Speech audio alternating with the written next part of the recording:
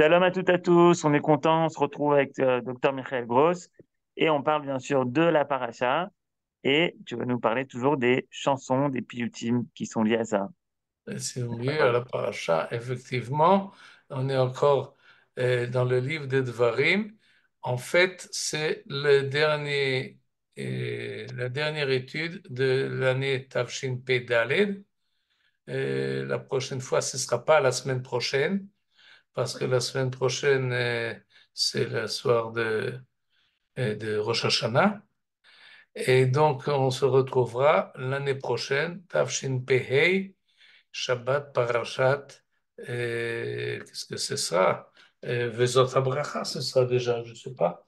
Et en tous les cas, la semaine prochaine, il y a pas cours. Et donc, je vais en faire tout de suite monter. Cette semaine, en compensation, on a deux parachot, Nitzavim et Vayelech. Voilà le texte qui arrive. On va l'agrandir. Et la paracha commence au chapitre 29, et ça, c'est le chapitre 30, le début du chapitre 30 de Parashat Nitzavim.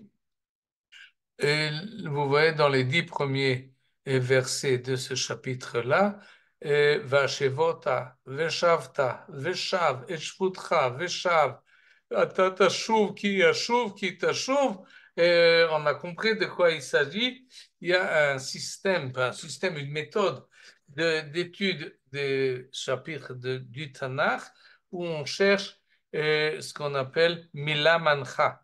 Mila Mancha, c'est un mot conducteur, un mot ou une expression conducteur qui revient souvent et qui est accentué et qui semble être l'essentiel, l'essence du chapitre et autour duquel tout tourne. Et là, il est évident que le terme qui revient, c'est Veshavta, Veshav, retour. On peut traduire retour, on peut traduire teshuva. Aujourd'hui, c'est aussi une réponse, mais quand on nous parle ici, effectivement, d'un retour au verset 2, Veshavta ad Hashem Elohecha veshamata bekolo, ce que nous appelons faire teshuva, un retour à Akadosh Baruch Hu. Et c'est ça le sujet de tous ces dix versets que l'on ne va pas maintenant lire en ivrite pour gagner un peu de temps, mais on va le lire en français. Toujours le français est un peu plus long. Mais avant de lire la traduction, je dois rappeler une remarque que fait le traducteur, Lazare Vogue, qui est à la base de la traduction du rabbinat, et qui nous dit que dans ce chapitre-là, le prophète a joué, ça c'est le terme qu'il emploie, autour du mot Veshavta. Autrement dit, il nous dit que le terme est toujours le même, mais le sens du terme change et chaque fois il traduit d'une manière un peu différente, comme on va le voir tout de suite. Or, quand seront survenus tous ces événements, la bénédiction ou la malédiction que j'offre à ton choix, si tu les prends à cœur au milieu de tous ces peuples où tu auras relégué l'Éternel, ton Dieu, que tu retournes à l'Éternel. Oui, ce que j'ai mis ici en gras, ça correspond à ce qu'il y a en haut. Et vous voyez qu'il ne traduit pas de la même manière que tu retournes à l'Éternel, ton Dieu, et que tu obéisses à sa voix en tout ce que je te recommande aujourd'hui, toi et tes enfants, de tout ton cœur, de toute ton âme. L'Éternel, ton Dieu, te prenant en pitié, mettra un terme à ton exil. Veshav Hashem Elohecha et shvutcha ve'erichamecha, veshav ekibetzcha mikol ha'amim, ce verset 3, l'Éternel, ton Dieu, te prenant, mettra un terme à ton exil et il te rassemblera au sein des peuples parmi lesquels il t'aura dispersé. Tes proscrits fussent-ils à l'extrémité des cieux, l'Éternel, ton Dieu, te rappellerait de là, et là même, il irait te reprendre. Il te ramènera, l'Éternel, ton Dieu, dans le pays qu'auront possédé tes pères, et tu posséderas à ton tour, et il te rendra florissant de nombreux, plus que tes pères. Et l'Éternel, ton Dieu, circoncira ton cœur et celui de ta postérité, pardon, pour que tu aimes l'Éternel, ton Dieu, de tout ton cœur et de toute ton âme, et assure ton existence. Et l'Éternel, ton Dieu, fera peser toutes ces malédictions sur tes ennemis, sur ceux dont la haine t'aura persécuté, tandis que toi, revenu au bien, tu seras docile à la voix du Seigneur, accomplissant tous ces commandements que je te prescris aujourd'hui. Et le Seigneur, ton Dieu, te prodiguera des biens en favorisant tout le travail de ta main, le fruit de tes entrailles, le fruit de ton bétail, le fruit de ton sol, car il se plaira de nouveau le Seigneur à te faire du bien comme il dit plus dans plus des ancêtres, pourvu que tu écoutes la voix de l'Éternel ton Dieu en gardant ses préceptes et ses lois tracées dans ce livre de la doctrine et que tu reviennes à l'Éternel ton Dieu de tout ton cœur et de toute ton âme. Et en français, c'est un peu lourd, c'est d'ailleurs un peu plus long que le texte en hébreu, mais vous voyez qu'il n'a pas retenu le même terme pour chaque fois qu'il emploie l'idée de Veshavta et on ne comprend pas en plus pourquoi est-ce que c'est tellement... il y a des répétitions. C'est lourd, ça revient à chaque fois. Et là aussi, évidemment, le traducteur ne peut pas s'attarder pour nous expliquer toutes les nuances qu'il y a ici, mais nous devons y réfléchir. Qu'est-ce que c'est, de quel teshuva il s'agit dans ce passage-là, qui est la base, parce qu'on n'en a pas d'autre dans la Torah, qui nous parle de Teshuvah. Et on voit dès le début, Vaya ki yavo alecha kol advarim e'ele. Et le passage précédent parle de bracha et de klala, de bracha à celui qui garde les mitzvot et de klala à celui qui n'écoute pas la voix divine. Mais la fin du verset, autrement dit, le verset s'adresse à ceux qui ont été exilés parmi les nations, comme c'est marqué ici, parmi tous ces peuples où tu auras relégué l'Éternel ton Dieu. Autrement dit, là, cette phrase-là, elle parle de ceux qui font attention à ce que dit Akadosh Baruch Hu, pas en Eretz Israël, mais ils ont été exilés parce ils se sont mal comportés après le premier temple, après le second, on est encore avant, évidemment, mais il est prévu, peut-être que tu n'écouteras pas, alors tu seras exilé, et dans ton exil, vachevota el levavecha, tu ramèneras à ton cœur, le traducteur traduit, tu les prends à cœur ce que je t'ai dit, c'est pas loin, mais c'est pas la même idée, il y a il y a quand même un effort de retour, de teshuva, et vachevota el levavecha, tu te rappelles ce que tu as oublié, tu te remémores ce que tu as délaissé où tu es parmi les nations. Alors, Veshavta ad Hashem Elohecha, tu reviendras à ce moment-là si tu fais, et tu prends conscience, oui, alors tu reviendras petit à petit jusqu'à te rapprocher d'Akadosh Baruch Hu et tu écouteras ces mitzvot de tout ton cœur et de toute ton âme. Et Pourquoi le texte il part du principe qu'on n'a pas écouté? Est-ce qu'il y a une injonction de faire ou de ne pas faire? Mais à ce stade, j'ai pas compris. à ce Quelle stade, remarque tu fais? à ce stade où il y a une injonction de faire, et si tu fais pas, il t'arrivera telle et telle chose. Oui. À ce stade-là, on n'est pas encore au fait que le peuple a obéi ou pas obéi.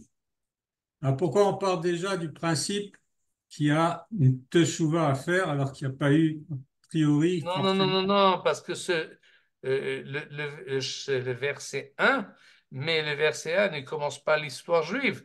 Il y a des antécédents.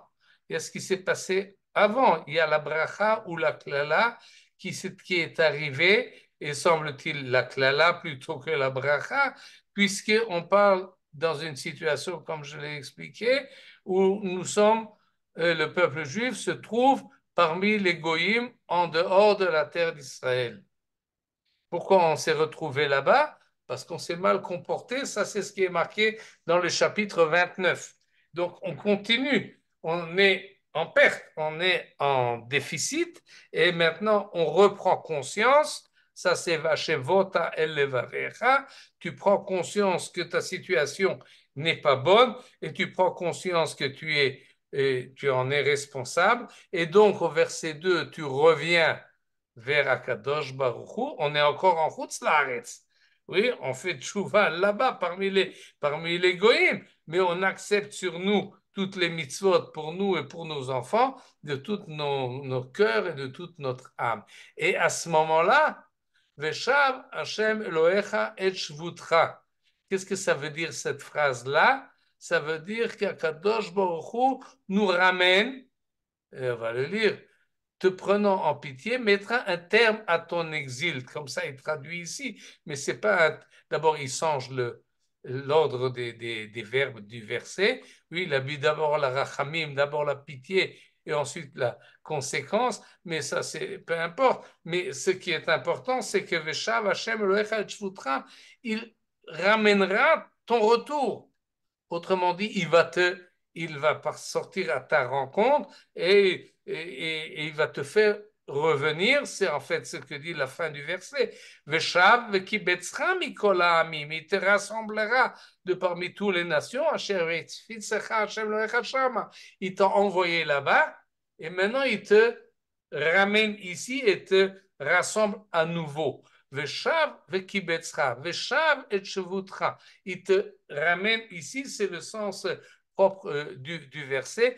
On fait teshuva en chutz laaret. La conséquence, c'est la montée en Eretz Israël. C'est pas un sioniste qui dit ça, c'est Moshe Rabbeinu qui le dit dans le chapitre 3. Il y aura, d'ailleurs l'idée mettre un terme à l'exil, ça va, mais c'est-à-dire dans le sens général, mais dans le sens propre du verset, il va ramener ton retour.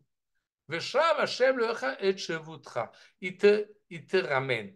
Et si j'ai mis là en note Rashi, parce que Rashi dit, qu'est-ce que veut dire Veshav? On va voir là le Rashi, il fait une remarque d'ordre grammatical. Ayalo lichtov veheshiv au piel et pas au kal. Veshav Hashem Elohecha, littéralement, ça veut dire Hashem revient. Veshav, oui, comme il y a marqué, et on ne va pas s'entêter trop parce que je vais arriver quand même au piyutim, mais là il y a marqué Veshavta ata, Shavta hu, Shav. Et donc, Akadosh revient.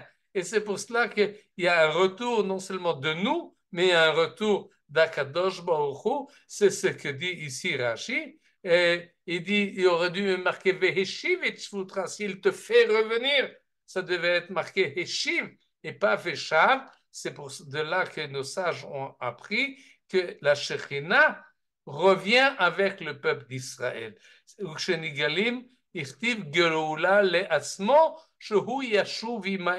Autrement dit, Akadosh Baruch Hu revient avec nous en Eretz Israël. Nous avons fait tchouva et nous revenons. Et lui aussi, il vient, pas seulement il nous ramène, mais il se ramène.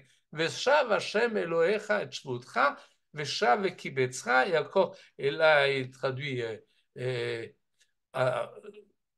rassemblera, il a oublié le mot Veshav là dans la fin du verset. Ok, on peut continuer. Ve'ata tashuv ve'shamata bekol Hashem ve'asita. Et j'ai sauté un peu quelques versets, mais là, à partir du moment où au verset 3, il nous a ramenés en Eretz Israël, au verset 4, il nous dit d'où tu es dispersé dans toute l'extrémité de la terre, Akadosh va nous faire revenir sur la terre, Asher Yarshu Avotecha Verishta, et tout sera très bien. Au verset 6, nous sommes donc déjà en Eretz Israël. Nous avons déjà fait tchouva, tout va très bien. Mais non, maintenant on passe en fait au deuxième stade. Et là, on peut dire qu'il y a, hop, on fait enter parce qu'on est rentré en Eretz Israël. Et qu'est-ce qui se passe en Eretz Israël? Ici, en Eretz Israël, il y a une continuation. Comme disent tous ceux qui parlent et accueillent les Olim, tu montes pas seulement vers Israël, tu montes en Eretz Israël. Autrement dit, quand tu arrives ici, tu t'élèves également. La progression ne s'arrête pas là, mais tu progresses en Eretz Israël. C'est dans le texte de la Torah, Kadosh Hu circoncira ton cœur. En fait, il transformera notre motivation. Le ahava et Hashem Elohecha bechol levavcha bechol nafshecha leman chayecha. Et on a déjà fait un effort de tous nos cœurs, de toutes nos âmes en route Laaretz, mais il faut continuer également ici pour le man chayecha, pour renforcer notre vitalité et notre existence. Et à ce moment-là, au verset 7, Akadosh Hu placera toutes les malédictions dont on a parlé sur nos ennemis. Et à ce moment-là, Va'ata tashuv. Autrement dit, la tchouva ne s'arrête pas à un certain moment, il y a une progression continuelle et donc les répétitions qu'on a l'impression quand on lit ce passage. Et non, c'est une progression perpétuelle qui nous amène de Chutzlares en Eretz Israël, qui nous élève ici à un niveau plus élevé, et à ce moment-là, évidemment, on arrive à la situation qui Ashuv Hashem la sous alecha le tov kasher sas lavotecha, il retournera à nouveau, se réjouira de te faire plaisir, et il fera fructifier ton travail et tes enfants, etc., etc. Et autrement dit, nous arrivons là déjà au stade presque ultime de la Chazara Bitshuva, et nous sommes ici au verset 7, oui, et au verset 8, tandis que toi, revenu au bien, c'est fad, ואתה תשוב, ושמעת בקול השם, ועשית את כל מצוותיו אשר אנוכי מצווך היום, Moshe Rabbeinu imagine une certaine apothéose, une fantasme, oui, que tout le peuple juif revient à Kadosh Baruch Hu, et à ce moment-là, effectivement, il se plaira de nouveau, le Seigneur, à Kadosh Baruch Hu, de te faire du bien, comme il l'a fait avec tes ancêtres. Et en conclusion, Ki tishma bekol Hashem Elohecha litzmot mitzvotav chukotav. Parce que pourquoi est-ce qu'on arrive à cette réjouissance-là d'Akadosh Baruch Hu, qui Yashuv Hashem, là c'est très clair, Akadosh Baruch Hu revient à nouveau, on se rend compte, Ki tashuv el Hashem Elohecha bechol levavcha ou bechol nafshecha. Et donc on peut avoir un sentiment que cette teshuva, elle est continue, elle est perpétuelle, et c'est de cela que la Torah vient nous dire ici. Et en parlant de teshuva, c'est lié au retour à la terre d'Israël, c'est lié à l'avènement total, et c'est ce que nous dit en fait le Rambam dans les Chot Teshuva. Tous les prophètes ont ordonné de faire teshuva, et Israël n'arrive pas à la Géoula sans teshuva. La teshuva est et ce qui fait activer et actionner la Géoula, et il y a déjà une promesse, la Torah a promis, c'est-à-dire lorsque on reprend ces termes, Veshavta, ça peut être un impératif, et tu feras teshuva, tu es obligé de faire teshuva, mais le Rambam préfère voir dans tout ce texte-là un texte de nevoie, de prophétie vers le futur. Akadosh a promis qu'à la fin des temps, sauf Israël, la sot teshuva, sauf Galutan, à la fin de l'exil, le peuple juif fait teshuva, comme il est marqué. Il ramène le verset de notre paracha, Ki yavo alecha kol advarim, sur le verset 1, Veshavta ad Hashem Elohecha. C'est une promesse. Finalement, nous reviendrons physiquement en Eretz Israël et spirituellement vers Akadosh Baruch Hu. Et tout ça, c'est lié d'une manière intrinsèque de l'un à l'autre. Ça, c'est ce que nous avons dans notre paracha. Il n'y a pas, s'il y a, et tout de suite on va faire. Ce que je voulais dire, c'est qu'est-ce que ça veut dire finalement faire teshuva? J'ai vu dernièrement une définition du Rav Zaks, Jonathan Zaks, qui a défini la teshuva quand il parlait de soi-même, quand il était étudiant et qu'il a pris la décision. Il ne dit pas faire teshuva. Il a pris la décision d'être plus juif et pas moins juif. Et en fait, c'est ça ce que signifie la teshuva. Prendre la décision d'être plus juif. Plus que quoi? Plus que je n'étais avant. Par rapport à ma propre identité, je renforce ma judéité, si on peut dire comme ça, et la part de judaïsme qui fait partie de mon identité, je l'agrandis. Je vais être plus juif et pas moins juif. En quoi je suis juif? Vous pouvez demander à tous ceux qui sont présents, chacun vous donnera une autre définition et d'autres qualificatifs parce que c'est très varié. Il y en a qui se sentent juifs parce que ils font les mitzvot. C'est de cela d'ailleurs que parle la paracha. Et parce qu'ils font kala kevachamura, ils suivent toutes les halachot. Alors être plus juif, ça signifie pour eux faire plus de mitzvot, être plus attentif à mes actions, à mes actes, et faire plus attention à ce que je ne dois pas faire, les interdictions, et plus attention à remplir les obligations. D'autres vous diront que être juif, c'est s'identifier avec l'histoire juive. Et alors, être plus juif, c'est renforcer cette identité et de la pratiquer et disons, faire son aliyah, ou bien si on est en Eretz Israël, et de participer aux événements d'une manière plus active et moins retranchée sur soi, mais plus insérée dans la collectivité juive. D'autres vous diront qu'être juif, c'est plutôt un rapprochement spirituel, pas tellement orienté sur les mitzvot et sur les chukim, sur les lois et sur les préceptes, mais plutôt sur une aspiration spirituelle vers Akadosh Baruch Hu. Alors là aussi, être plus juif, ça signifie de cette manière-là. D'autres vous diront, c'est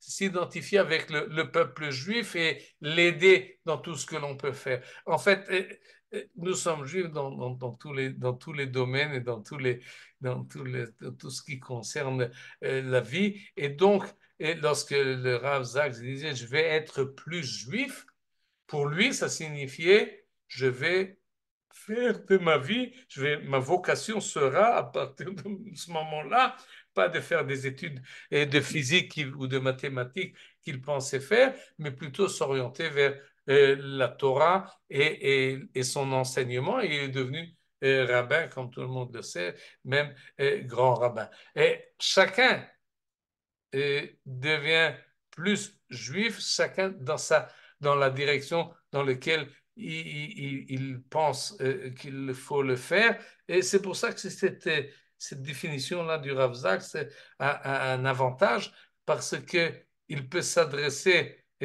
en même temps à ceux qui sont plus traditionnalistes et orientent leur judaïsme vers l'accomplissement des halachot du Shulchan Aruch, mais en fait, être plus juif, c'est également, ça peut être véritable. D'ailleurs, nous sommes maintenant dans la saison de la Teshuvah, vers les Yamim Noraïm et les jours qui vont vers Yom Kippour. Et donc, on peut être plus juif en se mobilisant pour la défense et pour la sécurité et du peuple juif. Et donc, cette notion de teshuva, et d'après la définition du Rav Zaks, elle n'est pas limitée au traditionnalisme ou aux orthodoxes, comme on les appelle, mais c'est une notion beaucoup plus générale. Et on va voir d'ailleurs dans le Piyut qu'il dépasse même l'existence du peuple juif.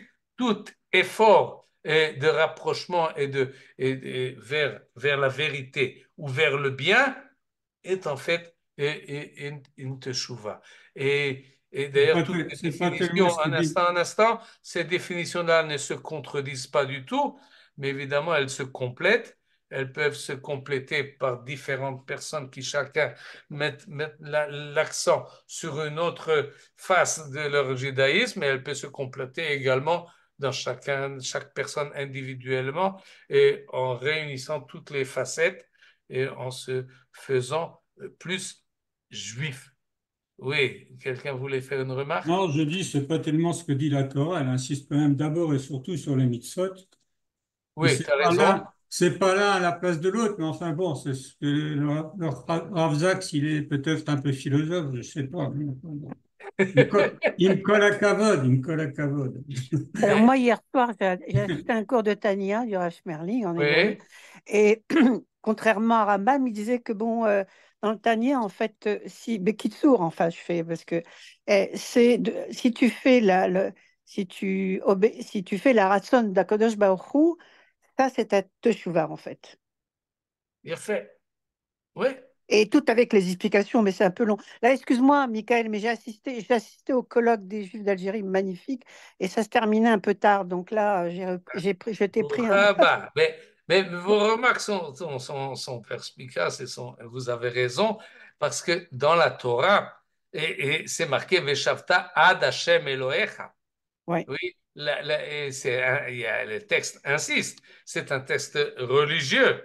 C'est pas, il y a la présence divine, on revient vers Akadosh Baruch Hu.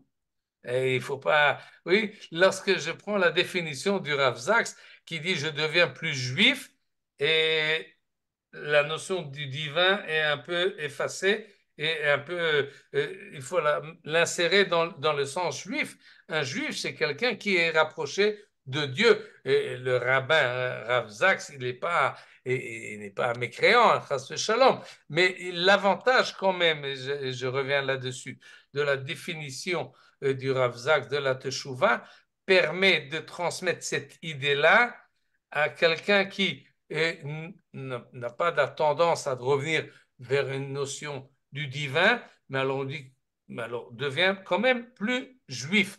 Cette idée, à mon sens, elle est importante et elle a sa place avec toute la remarque, et Daniel avait raison. Et quand la Torah parle de revenir vers Akadosh Baruch Hu, c'est essentiellement mitzvotav, chukotav, Aktuva, Besefer Torah, Azé, on peut pas, on peut pas contourner la chose. Il y a des mitzvot que d'une certaine manière, peut-être, il faut quand même dire que la volonté divine, comme disait il y a un instant en Suzy, n'est pas Ça vient limitée. pas de moi, hein, c'est le cours que j'ai entendu Le sur le cours Tania. de Ouais. Besséder de Chabad, bien que je ne sais pas, je ne connais pas suffisamment C'est Chabad, un cours de mais Tania sur la Teshuvah, Oroth d'accord, Beteshuvah. bon, très bien. Mais ce que je voulais dire, c'est que dans ces termes-là de mitzvot et chukot, dans les lois et les préceptes, il y a des valeurs morales, des valeurs spirituelles qui s'expriment dans l'acte par des mitzvot. Mais souvent, et c'est ça la volonté divine finalement, que pas qu'on soit conscient des valeurs qui se trouvent dans ces mitzvot et qu'on soit suffisamment euh, euh, avec une initiative pour faire passer ces valeurs-là dans d'autres domaines de la vie et pas se limiter uniquement disons, à l'application stricte de la loi en oubliant qu'il y a des valeurs que ces lois-là portent et on oublie de les placer dans d'autres domaines. Donc, la volonté divine, être consciente de la présence divine déjà chez les Goïm, Veshavta ad Hashem Elohecha, et ça englobe toute la vie de la personne, et c'est ce qu'on va voir là rapidement avec les piyutim que j'ai choisis. Et vous regardez, et j'en ai choisi trois, je ne sais pas si on aura le temps de voir tous les trois. D'ailleurs, le choix était pas facile.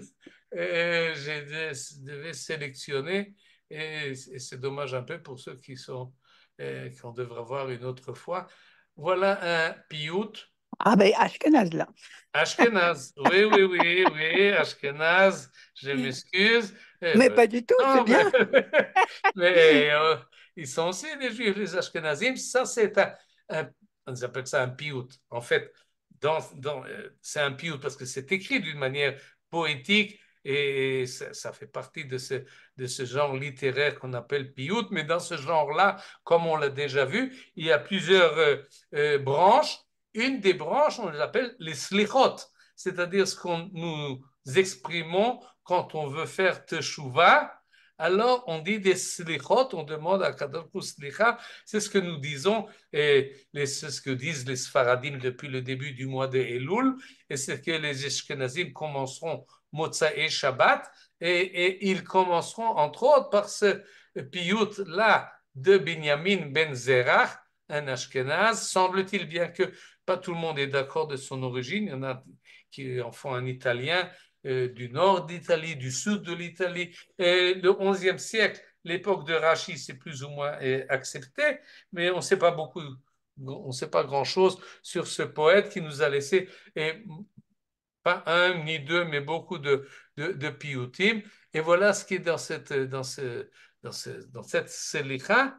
Et il y a un refrain qui dit Horeta derech teshuva le bat shoveva. Tu as enseigné le chemin du retour à la fille qui s'est shoveva, qui s'est sauvée. Si j'emploie la terme, c'est-à-dire celle qui a mal tourné ou bien qui c'est un chauvave, vous voyez, c'est un voyou, un chauveva, la batte à chauveva, celle qui est allée La voir ailleurs. rebelle. Oui, alors, et Ben Kessel et Assor, Adecha la Shuva, entre Rosh Hashanah et Yom Kippour, jusqu'à toi, ils veulent retrouver Ad Hashem Elokeinu, Ashivenu, Hashem Elecha, Venashuva. Ça, c'est le refrain. Et à partir de là, nous avons quelques strophes où il fait, on va voir la première, ensuite les suivantes rapidement. Et la première strophe nous dit la chose suivante, cette idée de Teshuvah a devancé la création du monde. Avant que le monde a été créé, c'est basé sur le Tehillim. Avant que les monts ont été mis au monde, si on peut dire Yulad ou Vatecholel, Eretz Vetevel, avant que tu as créé le monde, Tashev et Nosh Adaka Vatomer Shuvu Bene Adam. Cette idée-là, idée importante que la reprise du Midrash, que la Teshuvah fait partie des 7 choses qu'Akadosh Baruch Hu a créées avant de faire le monde. Il y a la Teshuvah. Et on peut comprendre la chose parce que à partir du moment où il y a un homme dans le monde, eh ben cet homme-là va fauter. Et s'il n'y a pas possibilité de retour, alors le monde va à sa perte. Et Donc Akadosh Baruch Hu a créé la faute, en fait. Et d'une Non? certaine manière, oui. Oui, Oui.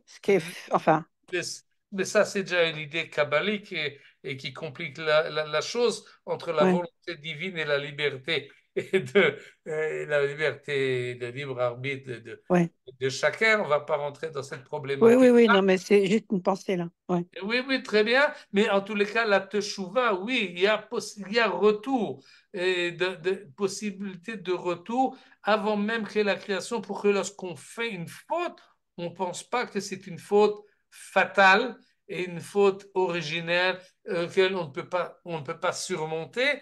Avant la création du monde, il y a déjà, avant la faute, il faut savoir que si je serais fautif, je pourrais faire teshuva. Et ça, c'est et ça, c'est ce qu'il appelle Horeta derech teshuva le bata shoveva. Tu as enseigné le chemin de la teshuva. Et comme où dans toute la Torah nous l'avons vu dans Parashat Nitzavim, qui tombe justement avant Rosh Hashanah, mais le Païtan préfère aller chercher ailleurs les traces de la teshuva et il les trouve Rosh Afrot Tevel Asher Rishon Notzar.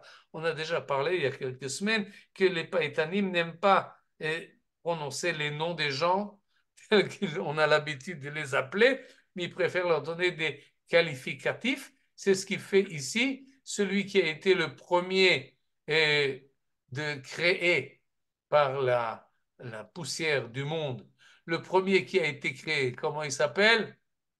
Adam. Ouais, voilà, c'est de lui qu'on parle. Eh bien, on lui a donné une mitzvah facile, mais il ne l'a pas conservé. Il a mangé du fruit qu'il était interdit. Et Kadosh Baruch Hu s'est mis en colère. Mais Adam Arishon, Chazar Bitshuva. Il a fait Teshuva et donc il n'est pas mort tout de suite, mais il a été Rejeté du Gan Eden. rejeté du Gan Eden, mais il n'est pas mort. Et donc, Ishon Mounsar, il a été gardé, finalement préservé. Le deuxième, son fils, sa progéniture. Qu'est-ce qu'il a fait lui? Il a tué son frère, de Me Achim Beshofro, et lui aussi, il a fait Teshuvah. Azav Roa Darko, nous dit le Midrash, il a fait Teshuvah, et si on veut, c'est peut-être dans le terme Gadol Avoni Meneso qu'on peut comprendre comme une colère. Tu me punis trop. Est-ce que ma faute n'est pas supportable? Gadol avoni mineso. Mais on peut comprendre cette même phrase. Oh, ma faute que j'ai faite, elle est trop dure pour moi. Autrement dit, en tout cas, le Midrash et le Païtan veulent voir dans Caïn quelqu'un qui a fait Teshuvah et sa Teshuvah a été acceptée. Ensuite, nous avons Reuven, Asher Pachaz Kamaim, qui a profané la couche de son père. Nous avons Gouarié, Yehuda. Et là aussi, ils ont fait Teshuvah et leur Teshuvah a été acceptée. Achav qui a tué Navot pour lui prendre son champ, lui aussi a fait Teshuvah. Modev, Ozev, il a reconnu sa faute et il a fait Teshuvah et sa Teshuvah a été acceptée. Et le dernier de la liste, Anshe Ira Gedola, de qui il s'agit ici, les habitants de la grande ville. Yerushalayim. Non, non, non. Alors, ben, je sais pas au choix. Ni Nineveh. Yerushalayim, ni Tel Aviv. Mais Nineveh. Ira Gedola, c'est Nineveh, comme ça on l'appelle dans le livre de Yona. On ne sait pas très bien quelle était leur faute, ce n'est pas marqué, mais à cause de leur faute, en 40 jours, leur ville devait être renversée, ce qui n'est pas arrivé parce qu'ils ont fait Teshuvah, Asu Kaogen, Lifnei Kisei Kevodecha, Nitkabla, et leur Teshuvah a été acceptée. Autrement dit, le Païtan a rassemblé, et il aurait pu trouver encore d'autres exemples, mais et il a fait appel au Midrash, parce que quand on lit le livre de Bereshit, par exemple, on ne voit pas d'une manière explicite qu'Adam Arishon a fait Teshuvah, ni même Caïn, Yehuda peut-être, Ouven un peu moins, et donc c'est pas très clair. Les deux derniers, oui, c'est beaucoup plus évident. Mais je pense qu'il les a choisis et pour une autre raison pour nous dire que, vous voyez, d'abord, il y a le premier, dès le début, oui, qui a été chassé du Gan Eden, et donc il a fait dépérir toute la situation humaine, mais les autres, il y en a qui ont tué, oui, comme Caïn, comme Achav, ils ont transgressé l'Otirtzach. Il y en a d'autres qui ont transgressé l'Otinaf, et comme Yehuda avec la prostituée, ou bien comme Reuven, et peu importe qu'est-ce qu'ils ont exactement fait, mais dans le contexte, nous avons là des avérotes qui sont graves. Et ce que nous dit le Midrash, et ce que nous dit ici le Piyut, oui, il y a des fautes qui sont graves, qui sont difficilement acceptables, mais finalement, si on fait teshuva de ces graves choses, Akadosh Baruch Hu accepte. Karata gzar dino beshuvo. Tu déchires la Le punition, décret. le décret, et même s'il a fait une faute inacceptable, il y a possibilité de teshuva. Anche Iragdola, on ne sait pas exactement, peut-être que c'est des fautes graves ou des fautes minimes, mais de toute façon, il n'y a pas de teroutim. Et de grandes fautes ou de petites fautes, de toute façon, on arrive là à la dernière strophe. Bochen klayot valev ne'ezar bigvura. Ça, c'est Akadosh Baruch Hu qui sait exactement ce qui se passe dans les reins et dans les cœurs de chacun.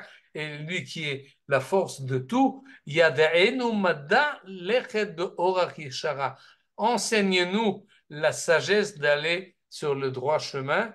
Meshuvotenu imrabu befesha usrara. Si notre comportement, notre mauvais comportement est plein d'erreurs et plein de averot, cependant, le mancha hashivenu asot teshuva keshura accepte quand même notre repentir et notre volonté de revenir. Et à chaque fois, on revient, horeta derech teshuva, le bat shoveva. Et Pourquoi il donc, utilise le féminin, bat et pas ben? et ça, c'est très habituel dans les piyutim. Ah bon? Knesset Israël, l'Assemblée Ah d'Israël, oui, oui, oui. et on va le voir d'ailleurs dans le piyut suivant, c'est très courant. En tous les cas, oui, où je qu'en étais, en tout cas, c'est ce piyut-là qui ouvre oui, les 10 jours entre Ben Kessel et Assor, Adecha la Shuvah. Nous voulons faire cet effort-là, nous concentrons sur cet effort. Ashivenu Hashem Elecha La Venashuva. chouva. Yafé, Kadesh Yameinu Kekedem. Bedio. On passe au piyut suivant. Ça, c'est un piyut également ashkénaze, Ah mais oui, les Gabirol. Sfaradim le disent aussi. Oui, Pas tout le monde le dit en même temps. Il y en a qui le disent à Yom Kippour, il y en a qui le disent pas Tzom Gedalia, mais la veille de Rosh Hashanah. Et il y en a qui le disent le soir de Yom Kippour, d'autres le disent le matin. Et en tous les cas, c'est très répandu. Il semble que celui qui a composé ce piyut-là, c'est Rabbi Shlomo Ibn Gavirol, et on ne peut pas parler de piyutim et sans mentionner le nom de Rabbi Shlomo Ibn Gavirol au moins une fois. Et c'est un des plus grands poètes que nous avons eu, un génie, et vraiment dans l'écriture et dans la force et la profondeur de ces piyutim. Et il y en a qui ont l'habitude de dire Keter Malchut, je ne sais pas si vous connaissez ces minag, Keter Malchut, c'est un long poème, un très long poème de Rabbi Shlomo Ibn Gabirol, qu'il décrit depuis la création du monde, la grandeur d'Akadosh Baruch Hu et la petitesse de l'homme, et d'une manière extraordinaire, très claire, très détaillée, en rime, et un texte formidable que beaucoup lisent le soir de Yom Kippour. En tout cas, Rabbi Shlomo Ibn Gabirol, vous connaissez certainement son piyut, Shalom Lecha Dodi, oui. Shalom Lecha Dodi, Oui. Atzar Ah, Ve'adon. voilà. C'est un C'est beau. Rabbi Shlomo Ibn Gavirol, et encore d'autres piyutim. Mais dans la communauté sfarade, très souvent, là, quand il y a des gens qui montent à la Torah Shabbat matin, Et on chante ça, on ils chante ça. chantent un de ces trucs-là aussi. Oui, oui, oui, oui, oui. En tout cas, Rabbi Shimon ben Gamliel, quelques mots sur ce personnage extraordinaire. Il est né donc en 1021, il est du 11e siècle, très tôt, lors d'âge, l'époque d'âge d'or d'Espagne. Vous voyez, il est né en 1021, il est décédé en 1058, 37 ans. Ouais. Et il nous a laissé des œuvres extraordinaires des Piyutim, un livre de philosophie qui s'appelle Mekor Chaim, qui a été traduit en latin et conservé dans le monde chrétien, sans qu'il savait exactement qui était l'auteur. Finalement, il s'avère que c'était un juif et un rabbin, Rabbi Shlomo Ibn Gavirol. Sa vie n'était pas facile.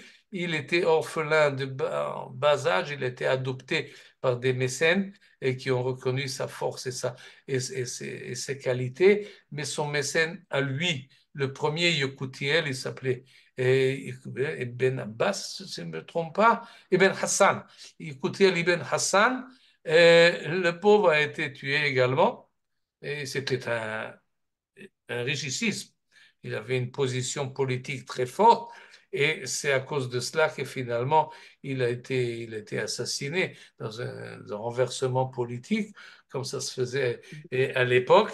Et donc, Rabbi Shlomo ben Gamliel passait de ville en ville de mécène en mécène. Il est arrivé également chez Shmuel Anagid à Grenade et finalement il est décédé à Valence. Il était sans doute également malade, comme il se plaint de temps en temps dans ses poèmes, des poèmes pour Piyutei Chol et pour, comme on a vu à propos de Rabbi Yehuda Halevi, il écrit des poèmes séculaires sur le vin, sur les amis, etc., etc., mais également Shirei Kodesh. Donc, un s'appelle Shofet Kol Haaretz Votanu Bamishpat Ya'amid Na Chaim Vachesed Al Ha'am Ani Tatzmid ואת תפילת השחר במקום עולת העמיד, כעולת הבוקר אשר לעולת התמיד.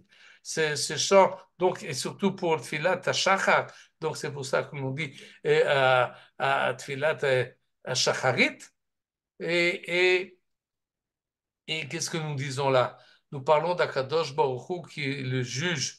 C'est pour ça qu'il y en a qui disent à Rosh Hashanah, l'autre qui le disent à Yom Kippour. Et on demande à Kadosh Baruch Hu de nous donner Chaim Vechesed au peuple qui est un peuple pauvre et qui n'a pas beaucoup de srouyot, il n'a pas beaucoup de mérite, mais qu'il accepte la tefila comme le korban qu'on a amené au Beth Amikdash chaque matin, Olat Tamid, Olat Boker, Asher Olat Tamid, accepte nos prières comme les korbanot qui étaient amenés à l'époque au temple.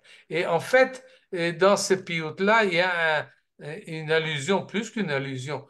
On rappelle les korban, les travaux du Beth Amikdash. Et par exemple, Tav Chaim Aya al Mitzvot Tamid. C'est le tzitz qu'avait le Kohen Agadol sur sa tête. On parle ici, Varichatner, le Ha'alot Ner Tamid. On parle ici de la menorah. Et donc, on parle ici du Mizbeach, du Korbanot et du Kohen Gadol. Et on mentionne tout cela pour rappeler le service du temple qui était, et la deuxième idée qui est reliée à cela, c'est le mot tamid, qui revient à chaque fois, l'ifle Hashem tamid, aya al mitzro tamid, le halot ner tamid. On veut une continuation, on veut on veut revenir à ce qui était journalier, ce qui était habituel, ce qui était fixe. On ne veut plus faire partie de la galoute et on veut revenir au service divin, au Beth Amikdash. Et on demande à Kadosh Baruch Hu, Etiva birtzoncha et Zion ir kodshi, ונתת יד ושם בביתך למקודשי ועריכת נר לבן ישי להעלות נר תמיד. Et on n'a pas beaucoup dans cette selicha-là l'impression qu'on fait teshuva au sens propre du terme, comme on l'a vu tout à l'heure, ceux qui font teshuva des avérotes, des fautes graves ou moins graves qu'ils ont fait. Ici, la teshuva est plutôt dans le sens qu'on a vu dans la paracha, fais-nous revenir à ce qu'il y avait avant Chadesh Yamenu que Kedem, comme tu as remarqué tout à l'heure, c'est-à-dire un retour au niveau national, pas au niveau individuel, chacun de sa faute personnelle, mais au niveau national. Si nous sommes dans la galoute, nous sommes en train de dépérir, nous sommes Am Ani, nous sommes un pauvre peuple. Et nous voulons revenir, le Ben Yishai, Varichatner, le Ben Yishai, on veut le Mashiach, on veut David Amelech, fils de Yishai, pour que revenir au Beth Amikdash, revenir à Tzion, Ir Kodeshi, et cette vision-là de la Teshuvah qui sort de l'intimité personnelle et des rapports de la personne avec Akadosh Baruch Hu au niveau beaucoup plus national. C'est ce qu'on demande ici dans cette tefila, dans cette prière piyut, shofet kol haaretz, celui qui fixe les décrets dans tout le monde, et il nous donne une réponse. On lui a demandé tout cela, il nous donne une réponse. Et quelle est sa réponse? Chizku ve'imtsu levavchem ami Be'el ma'uzo, renforcez-vous, ressaisissez-vous, renforcez-vous dans vos cœurs, mon peuple. Et dotav kitinsoru, et gardez son témoignage, gametzo le umatzo, tout ce qui a été donné donc dans la Torah, les eduyot, oui, ça fait partie des 613 mitzvot, les mitzvot qui proclament la création du monde, qui proclame la sortie d'Égypte, qui proclame l'existence d'Akadosh Baruch Hu, eh bien, gardez tous ces mitzvot-là, yechaper be'ad chatotechem, ve'yizkor irachem be'rogzo. Si vous faites cela, Akadosh Baruch Hu vous pardonnera. Et tout ce que vous avez à faire, c'est dirshu Hashem ve'uzo, bagshu fanav tamid. Vous voulez tamid, eh bien, cherchez Akadosh Baruch Hu tout le temps, perpétuellement, toute la journée et tous les jours, que Olat Aboker, Asher Lolat Tamid. Et là, Rabbi Shlomo Even Gavirol, oui, que son nom d'ailleurs est inscrit, Shin Lamed Mem Hey, vous avez son nom ici de la signature, Shlomo Chazak, et ce qu'il fait ici, nous prions à Kadosh Baruch Hu et nous l'implorons de revenir au temps antérieur, et bien qu'est-ce qu'il nous dit à Kadosh Baruch Hu? Ben allez-y, Kadima, Chazak ve'ematz, allez-y. Et il nous renvoie la balle, si on peut dire, Dirshu Hashem ve'uzo, et rechercher Akadosh Baruch Hu. C'est un verset évidemment, et Olat al-Boker, Asher l'Olat al-Tamid. Et là, pour conclure, on arrive à ce piyut. Nous avons commencé un piyut Ashkenaz, on a continué avec un qui est chez tous les Adot et du peuple juif, et on arrive à cette piyut-là qui est essentiellement sfarade, bien que quelques Ashkenazim l'ont adopté quand même, écrit au XIIIe siècle par Rabbi Avraham Hazan de Gironde, un élève du Ramban, et je pense que beaucoup qui sont ici présents connaissent. Moi, j'ai été.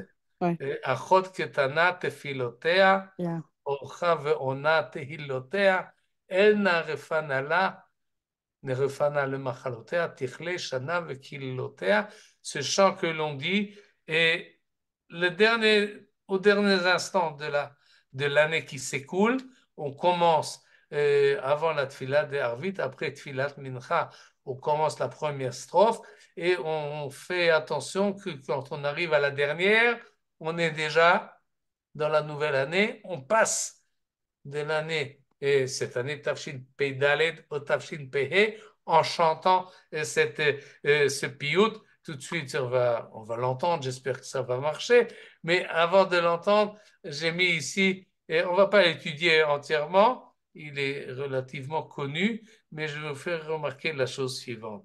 Et comment est appelé le peuple juif dans ce piyut?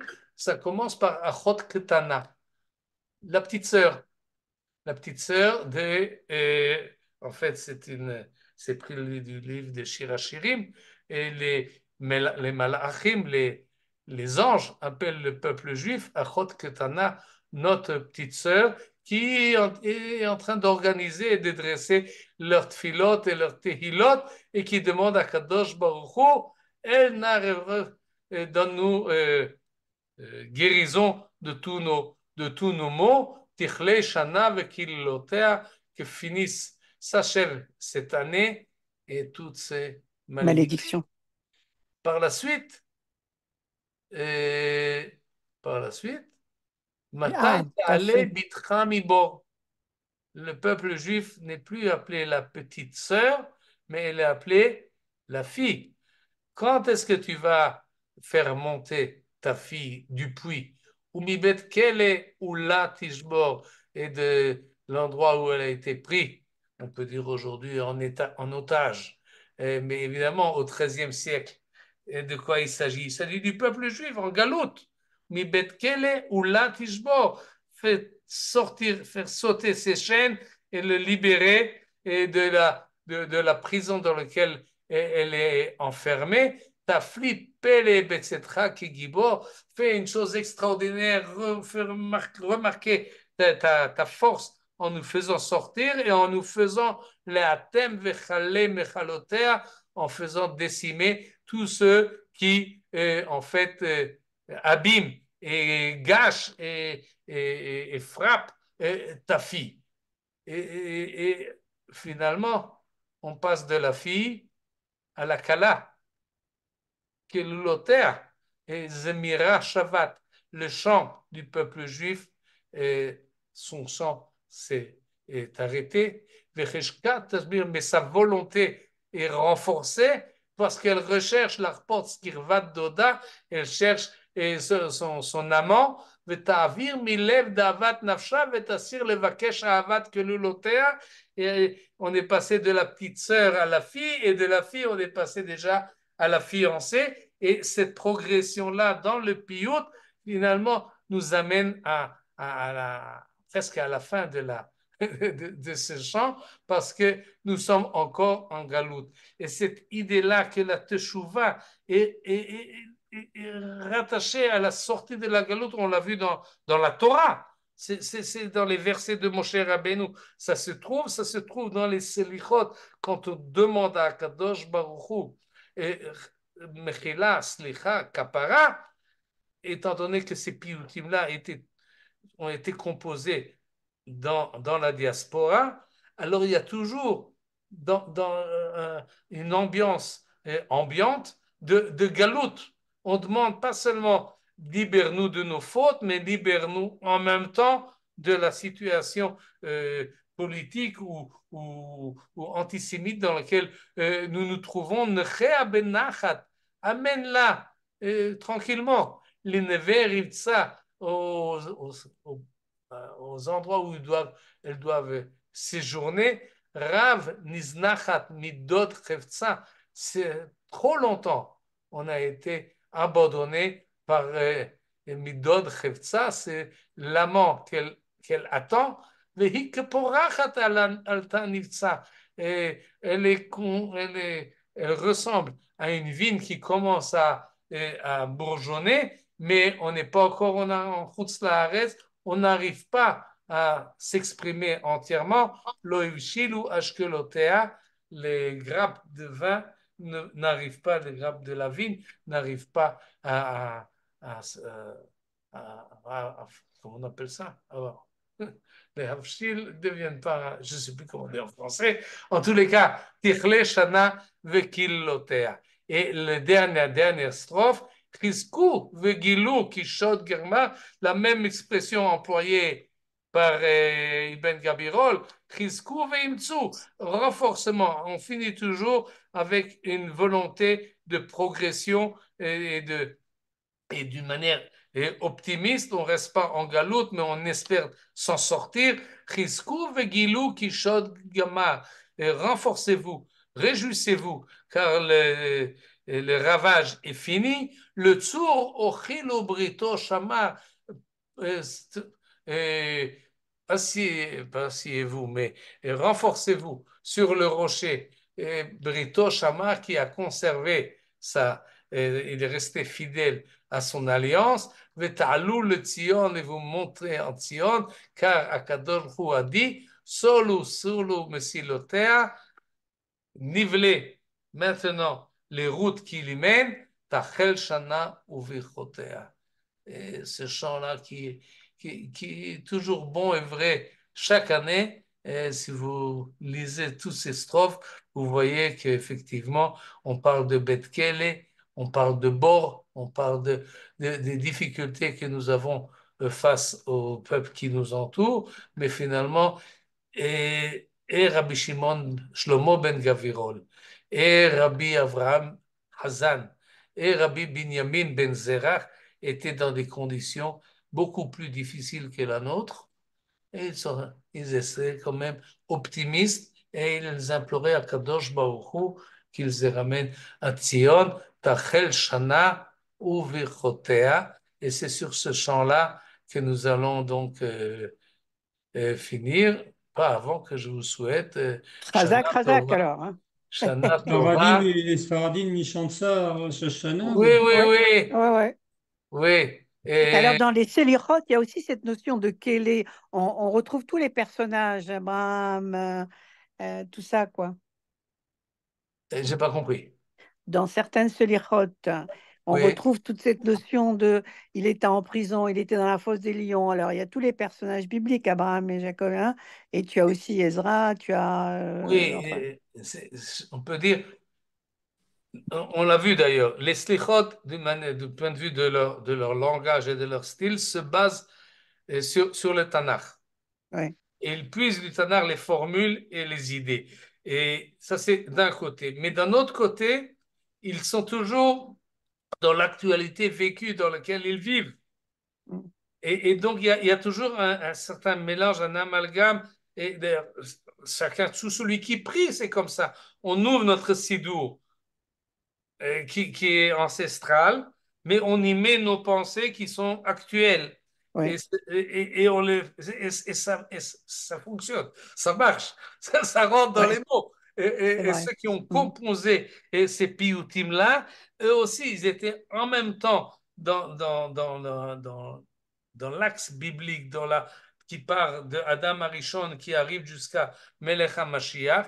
Ils s'orientent dans cet axe-là, mais ils savent exactement où ils sont. Et il y a aussi un certain mélange entre l'intimité personnelle, nos propres fautes et notre propre aspiration spirituelle vers Akadosh Baruch Hu, et le Kahal dans lequel nous nous trouvons, le peuple juif auquel nous appartenons. Et donc, tout ça, ça marche ensemble. Mm. Et sans avoir besoin d'être trop pointilleux et de faire des dissections où c'est personnel et où c'est national, où c'est ancien, où c'est nouveau. Tout ça, c'est ensemble. Et le tzibour, le kahal, chantent tous ensemble en chœur les piyutim et tout le monde se sent concerné.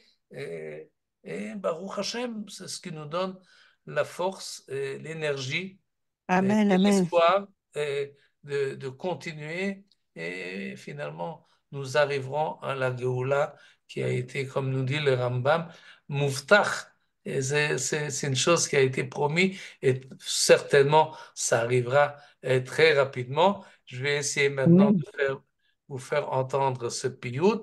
J'espère que ça va. Comment on traduit Mouftar, s'il te plaît? Promis, Avtacha, Ah oui, oui, bien sûr. Excuse-moi, ouais. Mouftach, Mm. assuré. Assuré, ouais. Je cherche, ouais. Euh, Non, je pensais à Géoula Shelema, mais à Mouftar, c'est pas mal aussi. mais pourquoi chaque fois j'ai des problèmes? C'est ça? Non, c'est pas ça. Euh,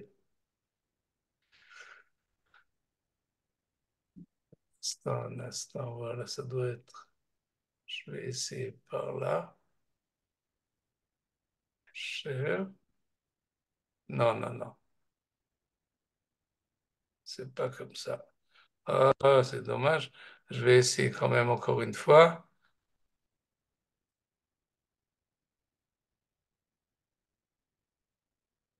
Non. Je sais pas, ça disparaît. On ne trouve pas sur YouTube. Si, je l'ai mis sur YouTube, mais j'arrive Mm. pas à passer à YouTube. C'est ça le problème. Mais en cliquant comme la dernière fois, on a pu écouter. Oui, la dernière fois, ça a marché. Ah C'est ben pour ça que alors. j'ai mis le, le link là sur le truc, mais je vois pas que ça marche. Euh, non, je vois pas que ça ira comme ça. You are screen sharing. OK, stop share. Non, non, non. Dis-nous comment c'est écrit, on peut le trouver après. Euh, ben, vous l'avez là sur le machin. Ouais. Mais Peut-être si on tape le nom du. Là, c'est ça que je demande, comment Ouais. il faut taper. Non, qu'est-ce qu'on écrit si on rentre dans YouTube? voilà, maintenant je l'ai ici Ah, sur mon marché, je l'ai. Mais Alors, vas-y. vous entendez? Pas encore. ouais.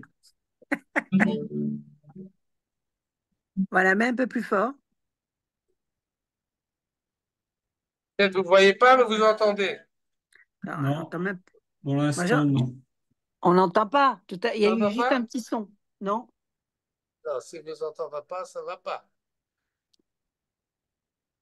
Ah là là là là là là. Ça va.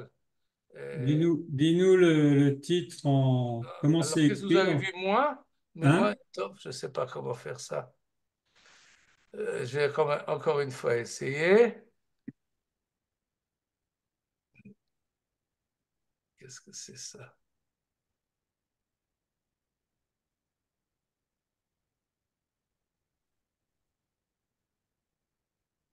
Non, ça disparaît.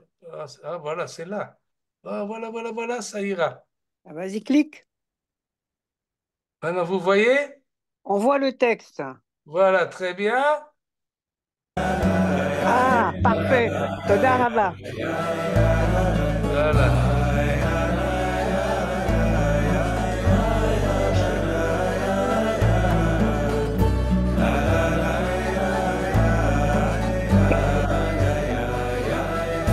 Ensuite, voilà, il met le texte.